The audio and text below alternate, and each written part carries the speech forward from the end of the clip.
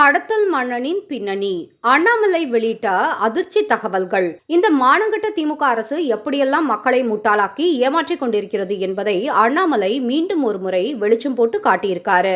மிகப்பெரிய கடத்தல் நெட்வொர்க்கின் முக்கிய புள்ளியான ஜாஃபர் சாதிக்கின் கடத்தல் லீலைகள் எல்லாம் அம்பலமாகி உள்ளதை தொடர்ந்து பல பெரும் புள்ளிகளும் ஆட்டம் பிடிக்க தொடங்கியிருக்காங்க. ஜாஃபர் சாதிக் என்னுடைய நெருங்கிய நண்பன் என்று வீடியோ போட்டவர்கள் எல்லாம் கூட எனக்கும் அவனுக்கும் சம்பந்தமே இல்ல என்று இன்னொரு வீடியோவை போட ஆரம்பிச்சிருக்காங்க. அவர்கள் எல்லாம் கூட இரண்டாம் பட்சம்தான். ஆனால் சட்டம் ஒழுங்கை தன் கையில் வைத்திருக்கும் மாநில அரசு தனக்கு எதுவுமே தெரியாதது போல சமாளித்து கொண்டிருக்கு. இங்கேதான் அண்ணாமலை போன்ற ஒரு தலைவரின் தேவை தமிழகத்திற்கு அதிகமாக இருக்கு. 2013ஆம் ஆண்டிலேயே இதே போதைப்பொருள் விவகாரத்தில் ஜாஃபர் சாதிக் கைது செய்யப்பட்டுள்ளான். இப்படி ஏற்கனவே ஒரு வரலாறு வைத்திருப்பவனை சரியான வகையில் கண்காணிக்காமல் விட்டது யாருடைய தவறு என்ற கேள்வியை எழுப்பியுள்ளார் அண்ணாமலை. குறிப்பாக 2021ஆம் ஆண்டுக்கு பிறகு, அதாவது திமுக தமிழகத்தில் ஆட்சிக்கு வந்ததற்கு பிறகு ஜாஃபர் சாதிக்கின் செயல்பாடுகள் பன்மடங்கு அதிகரித்திருப்பதையும் அண்ணாமலை சேர்த்தே சுட்டி காட்டியிருக்காரு.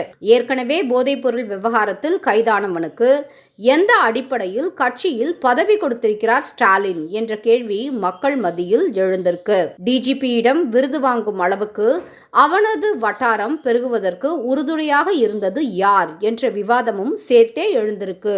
இது எல்லாம் அண்ணாமலை வெறும் வாய் வார்த்தைகளாக சொல்லாமல் முழு ஆதாரத்தையும் தன்னுடைய எக்ஸ் வலைத்தள பதிவில் குறிப்பிட்டிருக்கிறார். முதலில் இந்த விவகாரத்தை சீரியஸாக கையாளவில்லை திமுக. போதை மருந்து கடத்தியவன் தயாரித்த படத்திற்கு தன் மனைவியே ப்ரமோஷனுக்கு சென்றிருக்கிறார் என்பதை பற்றி சிறிதும் கவலைப்படாமல் வேறொரு படத்திற்கான ப்ரமோஷனில் ஈடுபட்டு கொண்டிருந்தார் உதயநிதி. ஏதாவது ஒரு பிரச்சனையை வைத்து மக்களை திசை திருப்பி விடலாம் என்று நினைத்து கொண்டிருக்காங்க. ஆனா சமுதாயத்திற்கே மிகப்பெரிய ஆபத்தாக மாறக்கூடிய இந்த பிரச்சனையை அண்ணாமலை அவ்வளவு லேசில் விடுவதாக இல்லை.